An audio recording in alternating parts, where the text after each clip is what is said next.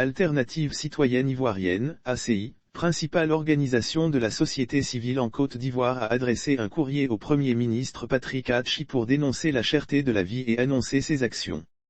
La présidente de Alternative citoyenne, ACI, Pulchérie Edith Gebalé, a animé une conférence de presse le 7 juillet 2022 avant d'adresser un courrier au Premier ministre Patrick Hatchi.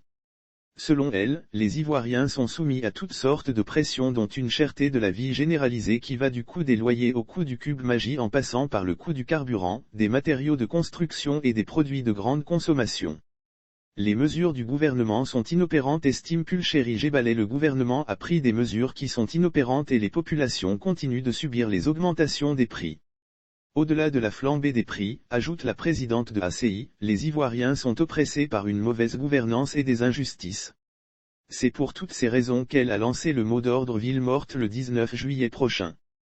Tous ces maux de la société ivoirienne, pour Pulchérie Gebalé, sont couronnés par une insuffisance de dialogue avec le peuple et les dirigeants du pays. En effet, tous les maux cités ci-dessus qui oppressent les citoyens ne dépendent nullement des cours mondiaux, et malgré l'inflation générale, les citoyens ghanéens ont marché avant-hier, 5 juillet 2022, note de la rédaction, et les citoyens français ont annoncé une marche au mois de septembre contre la vie chère.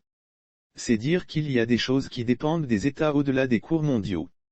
Les propositions de ACI pour lutter contre la cherté de la vie. Pulchérie Gebalé informe le chef du gouvernement Patrick Hatchi, que plusieurs questions ne dépendent pas des cours mondiaux.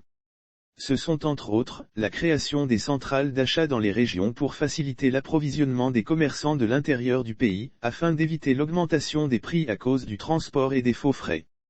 L'argent des subventions des produits de grande consommation que nous ne constatons pas dans nos paniers pourrait servir à la mise en place de ces centrales, casser certains monopoles alors que nous nous prétendons dans une économie libérale, réduire les coûts du péage de l'autoroute Abidjan-Bassam à 250 pour les particuliers et 500 pour les transporteurs.